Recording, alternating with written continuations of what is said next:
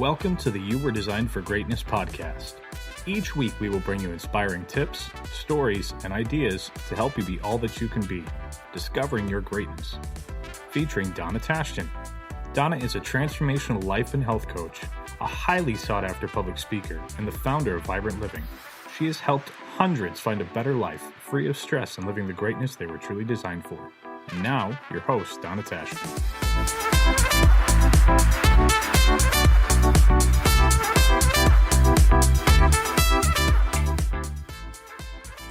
I would like to welcome you to podcast number 16. This is Donna Tashton, and I am excited today to introduce my new friend, Nicole Gregory. And why don't you say hi? Hi, thanks for having me. I appreciate it. Awesome.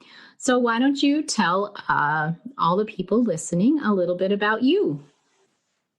Yeah, Nicole Gregory. I am the CEO of Urban U. I actually own several businesses around town, but that's the one that most people might know of. We are a beauty bar medical spa. We do from I like to call the fluff bar, which is lashes, nails, hair, and we go all the way to the medical spa, facials and into cool sculpting injectables.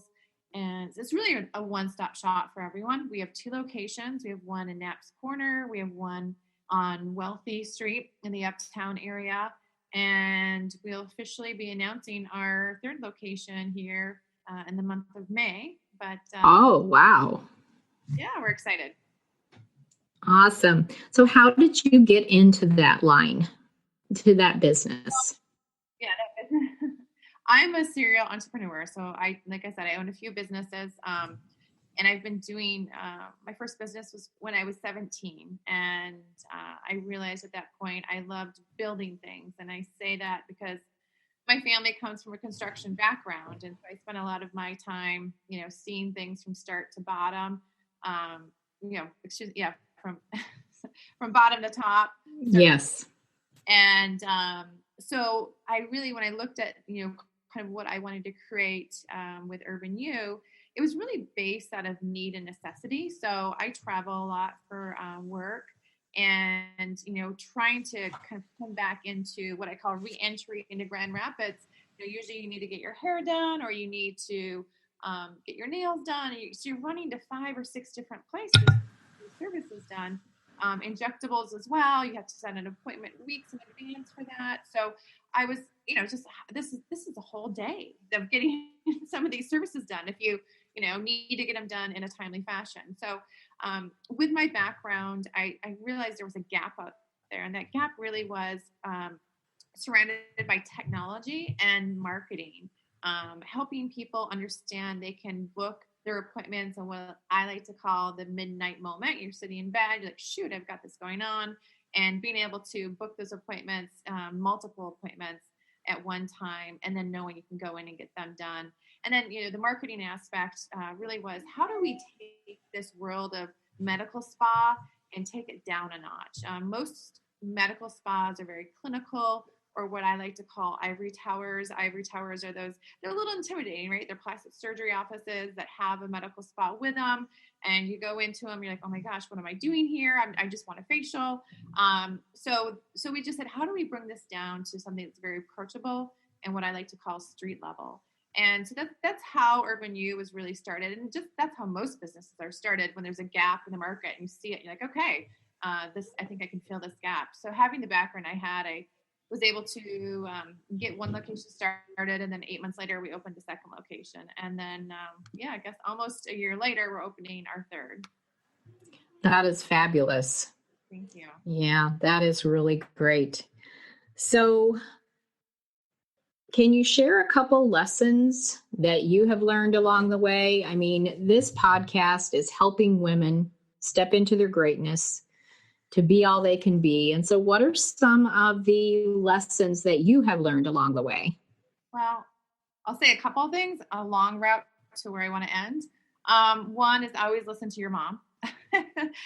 Because I remember when I was a young girl, I had this computer programming class that she made me go to. I was in 6th grade, and I said, I'm not going to this class. It was 6 weeks long, and I did go to it. And I remember when I was done, I'm like, I'm not sure I ever want to be a programmer, but I like what technology can do for me, kind of seeing the future of, where things were going.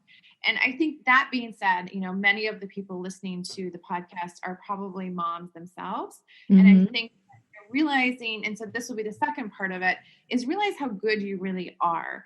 Regardless of, things happen in life and we have moments where we're not sure of ourselves, we're not sure of our path anymore. Maybe we were at home raising children and now we're going back into the workforce and you're questioning who I am. So just as my mom said, no, you're going to this, be okay with telling your kids and showing your kids what an example you can be. And the only way to do that is realize how great you really are, and kind of, whether you write it down or you meditate through it, take time to pause and say, I've got some great qualities here.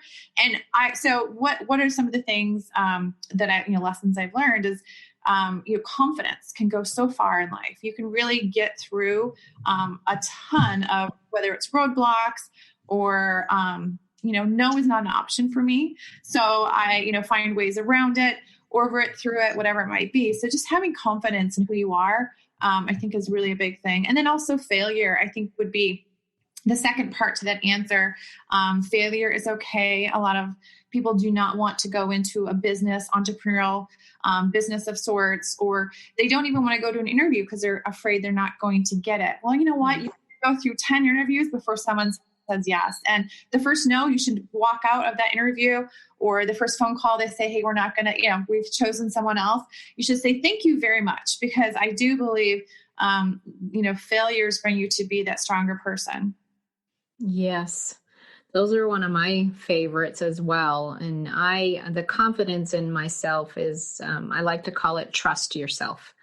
We really know more than we think we do, and giving ourselves credit for doing that as well. And I always use in my coaching with my clients that it isn't failure, it's just feedback.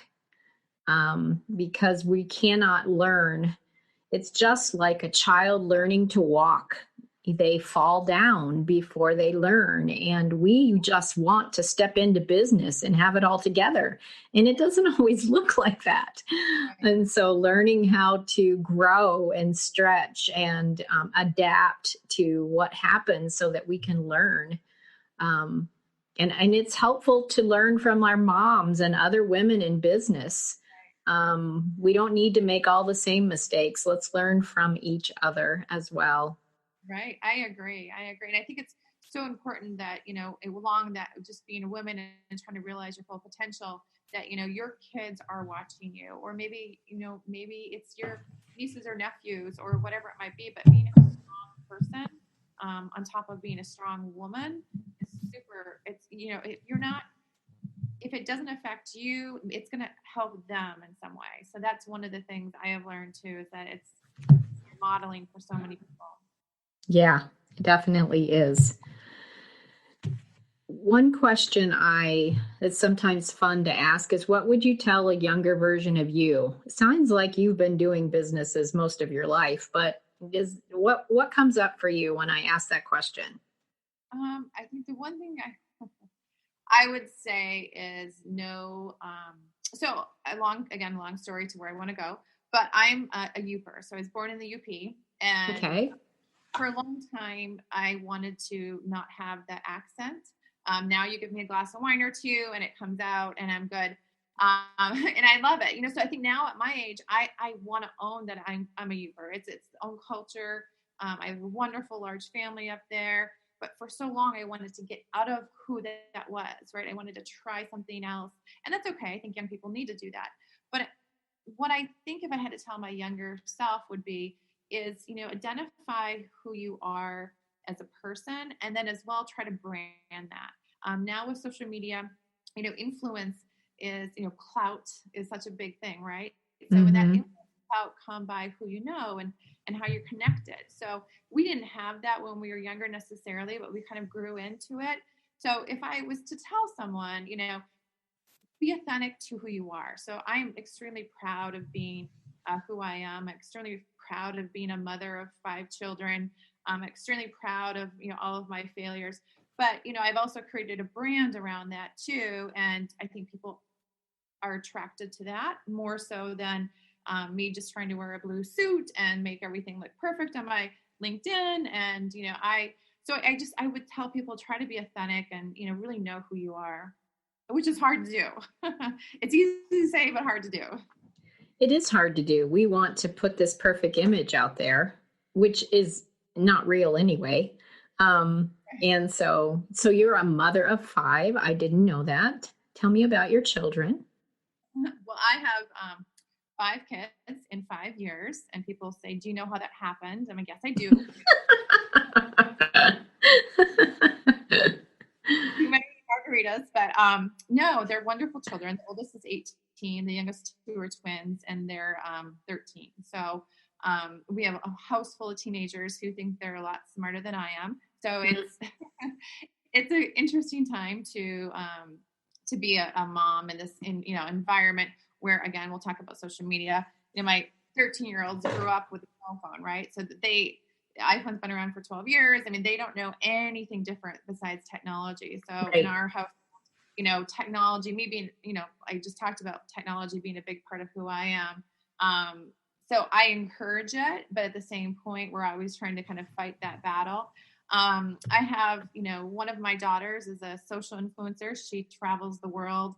She's only 18 and just graduating this year. The other one is a model. She travels as well all over. And the younger 3 are boys, and they're just, of course, I think the most handsome men around, but so that's our life. So, we've let technology into who we are as a family, but we're also always trying to balance it out with, one of my big things I do say as well is the human touch and human interaction are going to be a commodity in the upcoming years. Yes. So knowing technology is always going to be there. Us as a family, we do, we turn it off a lot. We have Sunday meals every Sunday. They're huge Sunday meals. We do Sunday, movies and hang out as a family, and there's no negotiating that. So yeah, that's our family. Awesome. That's wonderful. I love to hear stories along that. So what other businesses do you have? Well, I'll tell you, so being in technology, I have a technology business. It's based around the gig economy, and it is a service-based business. That's coming up. I probably in the next few months, I'll be able to tell more about it, but it's an app, and it focuses on the service industry, and kind of like a just-in-time availability with the service industry. So that will be fun. We'll be launching that soon. Again, being in construction as a family, I grew up with it. I have a couple of real estate projects going on right now as well. I have a media company, and then I have an investment company. Awesome. So how do you juggle all of that? It's a lot, but I would go back to something that we heard at the Grand Rapids Business Journal, Women Who Mean Business conference they had a few weeks ago. Mm-hmm. Be okay to buy resources, meaning whether it's a nanny, a driver, a house manager, a whatever it might be. It's great to have family that can support you, but they don't want to be doing your laundry. It's so be okay with, investing in your family when the time is right, but letting someone else do some of those other things. That doesn't mean I don't go to doctor's appointments with my kids, but there's help around my house for sure. So I would say that's how I get it done. As I'm okay paying and building relationships, differently than maybe what my mom did. Yes. I think it's really hard sometimes to make that shift to invest in yourself, to do the things that really aren't, they're necessary, but they're not vital to relationships. Dirty laundry and dirty dishes don't help relationships. And being able to hire someone to be an administrative assistant as you're growing and all those kind of things that are available. Virtual assistants are so much more available as people are growing their business, to be able to actually have time to do the things that are most important to you. Yeah. And I also think along that line, it's a self-care mechanism. I mean, I do spend time on working out and on myself that way. Very fortunate to own the Beauty Bar Medical Spa, so I can take some self-care there as well. But for me, not to do sometimes the laundry or to do the dishes and have that quality time with, my kids in a different way, it's so fulfilling. I don't feel I don't feel bogged down. I don't feel, so it is, every time I have to write that check for someone to help me, I'm like, I'm okay with it. Yes. Awesome. That is really great. So thank you so much for sharing all of your wisdom today. And so how would people get in touch with you? Well, there's a couple ways. Number one, you can go on LinkedIn and look for me. It's Nicole Meloche, actually. It's Meloche.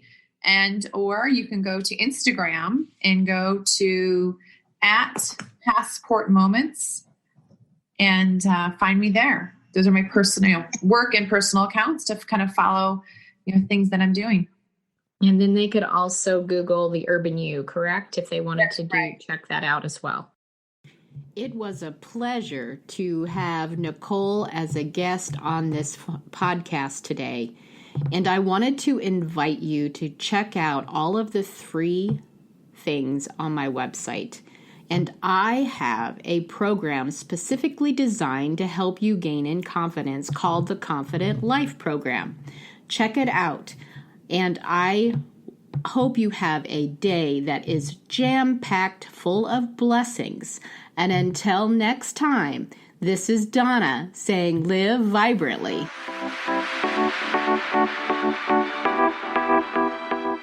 Thank you for joining us on this powerful episode of the You Were Designed for Greatness podcast. Please share this with others who might enjoy it. For more info on Donna Tashjian or to contact her, visit iVibrantLiving.com.